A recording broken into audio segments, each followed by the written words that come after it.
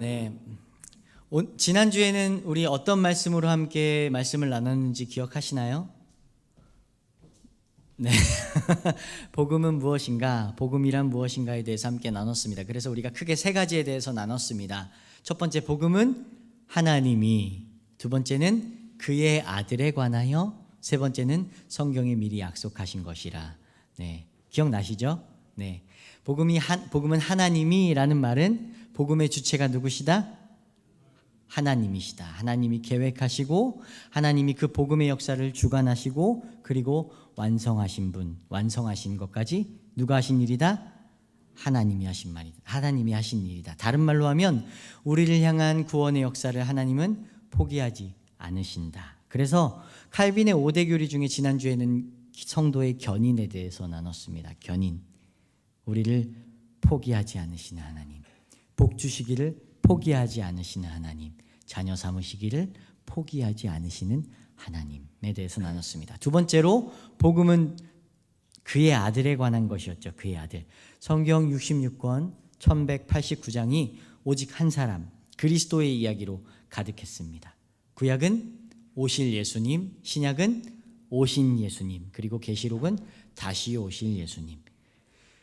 성경이 그리스도의 이야기로만 가득할 수밖에 없었던 이유는 구원은 오직 그리스도 외에 다른 이름, 다른 어떤 방법, 어떤 것을 우리에게 주신 일이 없기 때문입니다. 오직 그리스도를 통해서만 우리가 구원에 이를 수 있습니다. 왜요? 그리스도께서 우리의 죄를 담당하셨기 때문에 그래요. 이 세상에 그 어떤 누구도, 이 세상에 그 어떤 무엇도 우리의 죄를 담당하지 않았습니다. 그래서 복음은 누구의 이야기냐면 그리스도의 이야기입니다. 그리스도의 이야기. 하나님 아버지의 아들의 이야기입니다. 세 번째로 복음은 성경에 미리 약속하신 것이라. 무엇을 약속하셨습니까? 그리스도를 약속하셨죠. 그죠? 그런 그리스도에 대한 약속은 두 가지로 살펴봤어요. 우리가. 그죠? 육신으로는 다윗의 혈통에서 나실 것이고, 두 번째로 성결의 영으로는 죽은 자들 가운데 부활하사 능력으로 하나님의 아들로 선포되실 것이다. 그래서 이 모든 약속들이 어디에서부터 약속된 것이었죠? 창세기. 인간이 범죄하던 그 현장에서부터 사망과 죽음의 권세를 부활하심으로 그 머리를 깨트리시고 그 약속을 그리스도를 통해 성취 또 완성하셨죠. 그래서 복음은 하나님의 역사라고 우리가 함께 나눴습니다. 하나님이 그의 아들에 관하여 성경에 미리 약속하셨던 것, 그것이 바로 복음. 그것이 우리의 구원의 첫 출발이고 시작입니다. 네. 오늘부터는 우리가 거룩한 삶에 대해서 함께 나누려고 합니다. 지난주에 우리가 복음은 무엇인가에 대해서 나눴습니다. 우리가 복음을 믿음으로 받아들이면 이제부터 우리는 그에 합당한 열매들을 삶에서 맺어가야 합니다. 그래서 오늘부터 거룩한 삶에 대한 주제로 시리즈로 여러분들과 함께 말씀을 나눌까 합니다. 오늘은 그 첫 번째 시간입니다. 네. 오늘 본문 1절 말씀을 함께 볼까요? 1절 말씀 뭐라고 시작을 합니까? 제가 읽겠습니다. 그러므로 너희가 그리스도와 함께 다시 살리심을 받으면. 다시 한번 읽을게요. 그러므로 너희가 그리스도와 함께 다시 살리심을 받았으면. 저를 보세요. 골로새서 3장은 거룩한 삶을 위해 우리가 무엇에 힘써야 하는지에 대한 가르침입니다. 그 시작을 뭐라고 하냐면요. 너희가 그리스도와 함께 다시 살리심을 받았다라고 여기에서부터 출발을 해요. 다시 말하면 거룩한 삶의 시작은 우리가 그리스도와 함께 살리심을 받는 것, 여기에서부터 출발을 한다는 말입니다. 살리심을 받았다라는 말 속에는 이 말도 포함되어 있겠죠? 죽었다. 그죠? 무엇이 죽었으니까 살리셨겠죠? 그렇죠? 그렇다면 무엇이 죽고 무엇이 살았다는 말일까요? 자, 우리 같이 갈라디아서 2장 20절 말씀을 볼 겁니다. 찾지 않으셔도 됩니다. 저희가 띄워드릴 거예요. 갈라디아서 2장 20절 말씀입니다. 한 목소리로 같이 읽겠습니다. 내가 그리스도와 함께 십자가에 못 박혔나니 그런즉 이제는 내가 사는 것이 아니오 오직 내 안에 그리스도께서 사시는 것이라. 이제 내가 육체 가운데 사는 것은 나를 사랑하사 나를 위하여 자기 자신을 버리신 하나님의 아들을 믿는 믿음 안에서 사는 것이라. 아멘. 띄워주세요. 계속. 이 갈라디아서 말씀은요, 우리가 예수를 믿을 때 일어나는 일들에 대해서 잘 설명해주고 있는 본문이에요. 우리가 예수님을 믿음으로 영접할 때 우리 안에 변화가 일어납니다. 겉으로는 드러나진 않지만 놀라운 변화들이 우리들의 심령 가운데 일어나요. 먼저는 우리가 그리스도를 믿을 때 우리의 죄가 십자가에 못 박히고 우리의 옛사람이, 옛 자아가 죽게 됩니다. 우리가 지난주에 말씀을 나눴듯이 우리가 죽음을 경험하는 이유는 뭐였습니까? 우리의 죄로 인한 사망 때문이었습니다. 그런데 우리가 예수를 믿을 때 우리의 죄를 예수님과 함께 십자가에 못 박게 되는 것이죠. 예수님과 함께 죽는 겁니다. 그리고 그 이후로 어떻게 살아가냐면 후반절에 20절 후반절에 보면 이제 내가 산 것은, 이제 내가 육체 가운데 사는 것은 나를 사랑하사 나를 위하여 자기 자신을 버리신 하나님의 아들을 믿는 믿음 안에서 사는 것이라. 아멘.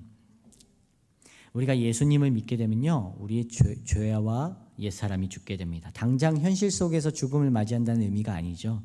여전히 우리는 죄된 본성 가운데 살아가지만 우리가 예수님을 믿음으로 인해서 하나님이 우리의 죄를 보시는 것이 아니라 우리를 위해 대신 죽으신 그리스도의 의로움을 보시는 거죠. 그리고 뭐라고 말씀하시냐면 우리를 죄 없다, 의롭다라고 말씀을 하시는 거예요. 이제 없애주셔도 됩니다. 네, 감사합니다. 이것을 뭐라고 부르냐면 칭의라고 불러요. 칭의. 여러분 칭의라고 들어보셨습니까? 칭의. 다들 고개를 돌리시네요. 이 칭의는요, 법정적 용어입니다. 법정에서 쓰는 말인데 이해를 돕기 위해서 한번 상상을 해보세요. 우리들이 법정에 서 있습니다. 어디에 서 있냐면 죄인의 자리에 서 있어요. 피고인의 자리에 서 있어요. 죄와 사망의 사슬에 묶여서 절망과 고통 가운데 서 있습니다. 그리고 죄수복을 입고 우리의 반대편에는 우리의 원수인 대적마귀가 하나님께 송사합니다. 하나님, 저 신성은요 얼마나 악한지 아세요? 마음에 가득한 것이 악한 것밖에 없어요. 패역해요, 부패해요, 거짓돼요, 더러워요. 그러니 죽어 마땅합니다. 지옥에 보내야 마땅해요. 그때 하나님께서 어떻게 하시냐면 그 심판대상에서 내려오셔서 우리를 묶고 있는 죄와 사슬을, 죄와 사망의 사슬을 끊으시죠. 그리고 우리가 입고 있는 죄인의 복을, 죄수복을 벗기시고 그의 아들 그리스도의 옷을 입히십니다. 그리고 뭐라고 선포하시냐면 내가 이제 신성은의 죄를 보지 않는다. 그리스도로 옷 입었기 때문에 신성은은 더 이상 죄인이 아니다. 의인 신성은. 이렇게 선포하시는 겁니다. 이렇게. 왜요? 여전히 우리는 죄 중에 살지만 그리스도께서 나를 위해 죽으셨으므로 하나님이 우리의 죄를 보시지 않고 그리스도의 의로움을 보시기 때문입니다. 이것이 칭의예요. 칭의. 우리가 예수님을 믿을 때 의롭다 하심을 얻는 겁니다. 그래서 로마서 8장 1절 2절에 뭐라고 선포하냐면 그러므로 이제 그리스도 예수 안에 있는 자에게는 결코 정죄함이 없나니 이는 그리스도 예수 안에 있는 생명의 성령의 법이 죄와 사망의 법에서 너를 해방하였음이니라. 아멘. 그러므로 이제 그리스도 예수 안에 있는 자에게는 결코 정죄함이 없나니 이는 그리스도 예수 안에 있는 생명의 성령의 법이 죄와 사망의 법에서 너를 해방하였음이니라. 아멘. 우리가 그리스도를 믿음으로 받아들일 때 우리의 겉에 드러나는 변화는 없지만 우리의 신분이, 우리의 나중이, 우리의 장차 이후에 올 결과가 변화가 됩니다. 죄인에서 의인으로, 사망에서 생명으로, 멸망에서 영원한 것으로요. 오늘 우리가 읽었던 골로새서 3장 1절의 시작이 바로 그 말씀입니다. 1절부터 다시 보세요. 그러므로 너희가 그리스도와 함께 다시 살리심을 받았으면, 이 말씀이에요. 이 말씀. 그렇다면 여러분, 살리심을 받았으면, 구원을 받았으면, 자, 됐어. 내가 이제 구원의 확신도 생겼고 이제 내가 구원을 받았으니까 교회 이제 조금 대충 다니면서 이제 내가 하고 싶은 거 하면서 이 세상을 즐기다가 천국 가야지. 구원받으면 여러분 끝입니까? 우리가 믿음으로 구원을 얻었으면 거기서 우리 삶은 끝인가요?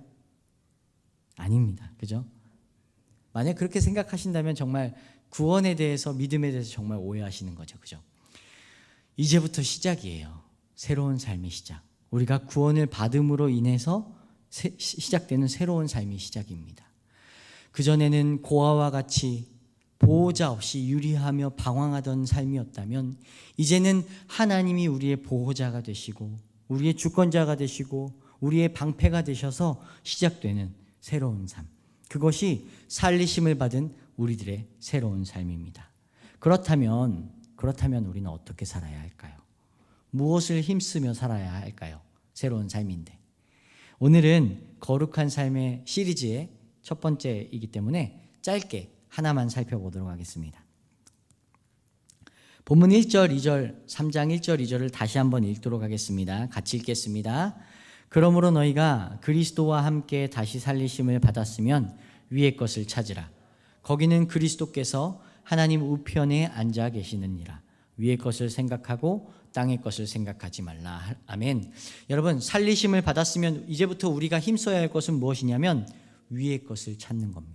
위의 것을 찾는 거예요. 위의 것을 생각하고 땅의 것을 생각하지 말아야 합니다.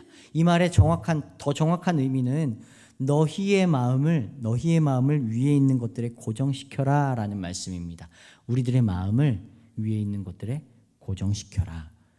우리의 마음은요, 우리의 생각과 행동과 우리의 신앙이 결정되는 중심이 위치한 곳이에요. 그래서 우리의 마음이 흔들리면, 우리의 중심이 흔들리면 우리의 삶이 흔들리고 우리의 신앙이 흔들려요. 잠언 4장 23절에 이렇게 말씀합니다. 모든 지킬 만한 것 중에 더욱 내 마음을 지키라. 생명의 근원이 이에서 남이니라. 모든 지킬 만한 것 중에 더욱 내 마음을 지키라. 생명의 근원이 이에서 남이니라. 그래서 우리의 신앙은요, 우리의 마음, 우리의 중심을 어디에 두는지에 따라서 달라지게 됩니다. 오늘 골로새서는 그 중심을 어디에 두라고 합니까? 위에요, 위에. 우리가 예수님을 믿는다는 것은 우리의 기준이 바뀐다는 것을, 변화된다는 것을 의미해요. 왜냐하면 신앙은 전인격적인 변화잖아요. 가치관의 중심이 나에서 주님, 그러니까 나 중심의 삶에서 나의 주권을 하나님께 드리는 하나님 중심의 삶으로 바뀌는 것이 신자들의 삶, 즉 예수를 믿는 우리들의 삶입니다. 우리 삶의 기준이 나에서 하나님께로 바뀌었다는 것은 우리의 시선이 땅에서 위로, 썩어질 것들에서 썩어지지 않는 영원한 것으로 변화되었다는 것을 의미해요. 단지 변화만 된 것이 아니라 그것을 부단히 노력하고 훈련해야 된다는 의미도 포함되어 있습니다. 왜냐하면 3장 전체에 깔려있는 그 메시지는 거룩이 완성된 상태가 아니고 계속해서 우리가 그것을 위해 힘써야 한다고 말씀하기 때문입니다. 그러므로 거룩한 삶을 살아가기 위해서 우리는 이 훈련을 해야 돼요. 위를 보는 훈련, 하나님께 나의 자리를 내어드리는 훈련. 여러분, 성경의 역사 속에서 이스라엘 백성들이 오직 위만 보며 살았던 시기가 있습니다. 이 땅에서 정말 아무것도 기대할 것이 없어서 하늘만 보고 살았던 시기가 있어요. 그 시기가 언제인지 아세요? 언제요? 광야 시대예요. 광야 시대. 이스라엘이 노예로 살았죠. 400년이 넘는 긴 시간을 노예로 살았습니다. 자유도 없고 권리도 없고 주권도 없는 상태로 긴 시간을 살다 보니까 이스라엘에게는 삶의 소망도 없고 괴로움만 더해져 가는 시기였습니다. 그래서 하나님께서 모세와 아론을 보내시죠. 고통 중에 신음하는 이스라엘 백성들을 그 애굽 땅에서 건져내세요. 그리고 약속의 땅 가나안으로 이끌어 가세요. 그냥 이끌어 가시는 것이 아니라 하나님의 놀라운 기적과 이적을 통해서 하나님의 살아계심을 그들 가운데 보여주세요. 눈앞에 있는 홍해를 갈라지게 하시고 그 홍해를 지나가며 마른 땅을 밟게 하시고, 그리고 그들의 두려움이었던 애굽 군대를 그 홍해 가운데 잠겨버려서 하나님이 그들의 능력이심을 그들로 하여금 경험케 하세요. 또 준비가 전혀 되지 않았는데 아말렉이 쳐들어오죠. 그죠? 근데 그때 어떡합니까? 모세와 아론과 훌이 산에 올라가서 아론과 훌이 모세의 손을 잡고 손을 듭니다. 그러면 어떻게 합니까? 이스라엘이 이겨요. 그런데 피곤하여 손이 내려가면 져요. 그래서 해가 지도록 손을 내리지 않았습니다. 아론이 잡고 훌이 잡고 손이 내리지 않았습니다. 그래서 결국엔 아무 준비도 되지 않았던 그 이스라엘 백성들이 눈앞에서 아말렉이 전쟁에서 지는 모습들을 자기들의 눈앞에서 봐요. 그러면서 여호와 니시, 하나님이 우리의 승리이시며 하나님이 우리의 주권이시며 하나님이 우리의 구원이심을 그들 가운데 경험케 하세요. 그렇게 인도하시면서 결국엔 약속의 땅 가나안 앞에 서는데 어떻게 됩니까? 그 앞에서 하나님을 신뢰하지 못하죠. 12명의 정탐꾼을 보내요. 그랬더니 그 12명이 돌아와서 여호수아와 갈렙을 제외한 나머지 10명의 정탐꾼들이 땅을 치며 통곡을 합니다. 땅은 너무 좋아요. 약속의 땅은 너무 좋은데 거기에 살고 있는 거민이 너무너무 장대하고 기골이 막 무서울 정도로 크니까, 전사 같으니까 그들이 보기에 우리가 메뚜기 같아, 이건 도저히 가능한 일이 아니야 하면서 땅을 치고 통곡을 합니다. 그 말을 들은 백성들이 어떻게 해요? 같이 통곡을 해요. 정탐꾼들한테 야 니네 그러면 안 되지, 여기까지 인도하면서 못 봤어, 하나님 경험했잖아, 이게 아니라 같이 통곡을 해요. 그렇게 통곡하며 땅을 치다가 결국에 어떻게 합니까? 돌을 들고 모세와 아론을 돌로 치려 합니다. 이것이 범죄가 되어서 40일 동안 가나안 땅을 정탐했던 그 하루를 1년으로 삼아서 40년을 광야를 돕니다. 광야를 돌아요. 광야는 어떤 곳이죠? 아무것도 없어요. 기댈 곳도 없어요. 오직 거친 바람, 오직 황무지 같은 곳이에요. 이스라엘 백성들은 어디에 정착합니까? 어디에 정착해야 될지도 몰라요. 그저 법궤가 있는 장막에서 구름이 떠오릅니다. 그러면은 그 구름이 떠오르면 그 의미는 이동해야 될 때다. 그럼 채비를 합니다. 다 같이. 그럼 그 구름이 어디를 향해 흘러가요? 그러면 그 구름을 따라 살아갑니다. 그 구름을 따라가요. 낮에는 구름 기둥, 밤에는 불 기둥으로 하나님께서 그들을 인도하세요. 하늘만 보고 살아가는 거예요. 음식은 뭘 먹었습니까? 하늘에서 만나와 메추라기를 내려줬습니다. 그래서 하늘을 보며 살았어요. 하늘의 구름을 보며 하나님의 인도하심을 받고 만나와 메추라기를 통해서 그들의 생명을 연장했습니다. 그렇게 살면서 하나님만 바라봤습니다. 여러분, 우리가 알다시피 가나안의 첫 성이 어디였습니까? 여리고였죠. 그죠? 여리고. 그 여리고를 무너뜨릴 때 하나님이 그들에게 주셨던 방법 기억하십니까? 침묵하며 6일 동안 그 60만 대군이 여리고성을 뱅글뱅글 도는 거였어요. 여러분, 우리가 알다시피 가나안은 우리 그 믿음 없는 정탐꾼들이 이야기했듯이 가나안은요 그 거민들이 살던 곳이었어요. 더군다나 여리고는 그 가나안의 가장 큰 성이었습니다. 가장 웅대하고 난공불락의 성이었어요. 그런데 그 성을 언제 뭐가 날아올지도 모르는 그 위험한 상황에서 침묵하며 성을 돌라니요. 이거 정신 나간 일 아닙니까? 제정신 아닌 거 아니에요? 근데 그거를 실제로 하고 있는 이스라엘은 어떻습니까? 이거 바보 아닙니까? 바보들? 6일 동안 성을 한 바퀴씩 침묵하며 돌더니 마지막 7일에는 아무것도 안 하고 또 7바퀴를 돌래요. 그러더니 마지막 7바퀴를 돌고 나팔을 불 때 소리를 지르래요. 그걸 진짜로 해요. 바보들 아닙니까?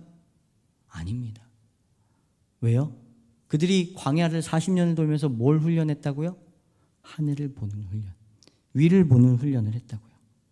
하나님이 보호하시고 먹이시고 입히시는 것을 그들은 40년 동안 눈으로 보고 직접 경험도 했습니다. 수많은 대적들을 눈앞에서 물리치시면서 또 때로는 반석에서 물을 내시는 것을 보기도 했어요. 그 시기를 통해서 하나님이 살아계시다는 것을 분명히 확인했는데 가나안의 거민이라고 그들의 눈에 두려움으로 들어왔겠습니까? 결과는 우리가 알다시피 부상자 몇 명? 0명. 사망자 몇 명? 0명. 완전한 승리.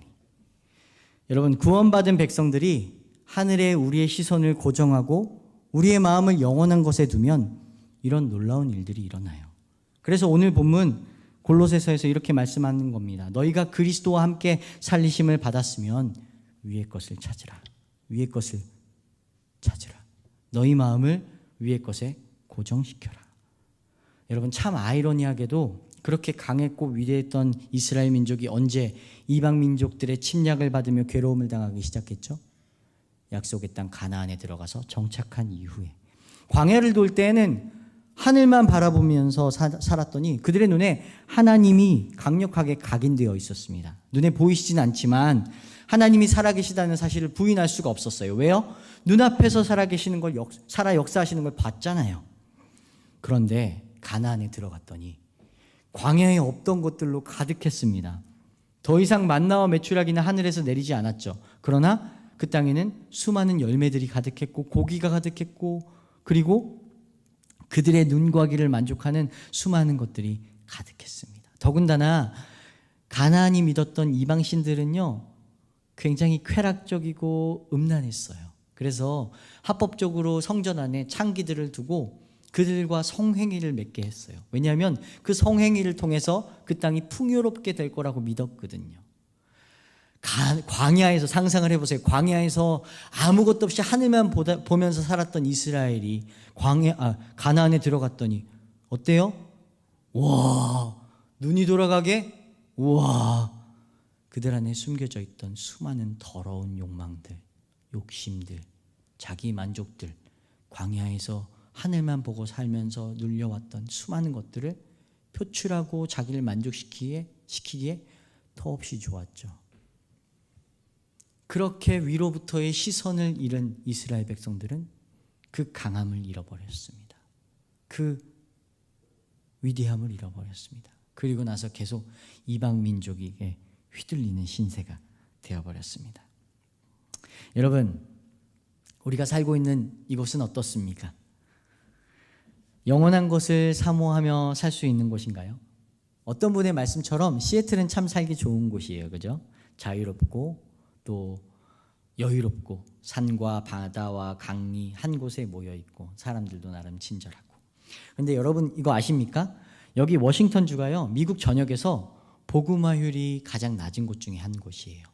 그 말은 다른 말로 하면 가장 하나님의 법과 상관없이 살아가는 곳이 바로 이곳 워싱턴 지역이라는 겁니다.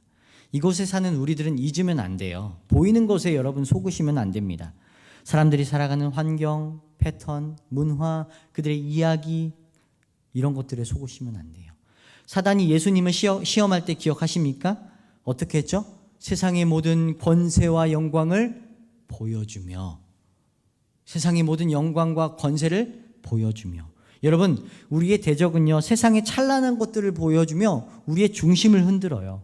우리의 시선이 영원한 것을 바라보지 못하게, 위에 있는 것을 사모하지 못하게, 썩어질 것들에 우리의 시선을 빼앗기게 그가 가진 모든 힘을 동원해서 우리의 구원의 기쁨을, 감사를, 그 능력을 흔들어 놓습니다. 그래서 종국에는 우리의 구원의 확신조차도, 우리의 구원조차도 흔들어 놓는 거예요. 베드로전서 5장 8절에 뭐라고 말씀하냐면, 근신하라, 깨어라, 너희 대적 마귀가 우는 사자와 같이 두루다니며 삼킬 자를 찾나니. 오늘도 우리의 대적 마귀는 우리가 하나님의 백성으로 살아가지 못하게 우리의 중심을 흔들고 우리를 혼란하게 합니다. 마치 굶주린 사자처럼 삼킬 자를 찾고 있는 시대가 바로 우리가 살고 있는 시대예요. 그런 때에 우리는 더욱더 우리의 마음을 지켜 위의 것을 사모해야 됩니다. 무릇 지킬 만한 것보다 더욱 내 마음을 지키라. 생명의 근원이 이에서 남이니라. 아멘. 성경은 많은 부분에서 마음과 눈을 동의어로 사용하는 경우가 많습니다. 우리의 마음은 결국 우리가 무엇을 보는가에 따른다는 것이죠. 그래서 히브리서 12장 2절에 믿음의 주여 또 온전케 하신 이인 예수를 바라보자. 영어 성경은 더 정확하게 얘기합니다. Let's fix our eyes on Jesus. Let's fix our eyes on Jesus. 여러분 흔들리지 마세요. 여러분들의 시선을 빼앗기지 마세요. 여러분들의 중심을 지키세요. 썩어질 것들에 여러분들의 마음을 빼앗기지 마시고 영원한 것을 사모하며 그것에 마음을 두시길 바랍니다. 왜요?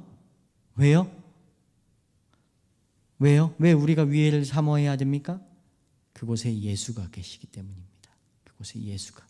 1절 말씀 다시 보세요. 그러므로 너희가 그리스도와 함께 다시 살리심을 받았으며 위의 것을 찾으라. 거기는 그리스도께서 하나님 우편에 앉아 계시느니라. 여러분, 여기에 거룩한 삶의 비밀이 담겨져 있습니다. 우리가 우리의 마음을 위에 고정해야 됩니다. 왜냐하면 거기에 예수께서 계시기 때문입니다. 다른 말로 하면 우리의 거룩한 삶은 누구를 드러내야 하는 삶입니까? 그리스도를 드러내야 되는 삶이에요. 3절 4절 말씀을 보세요.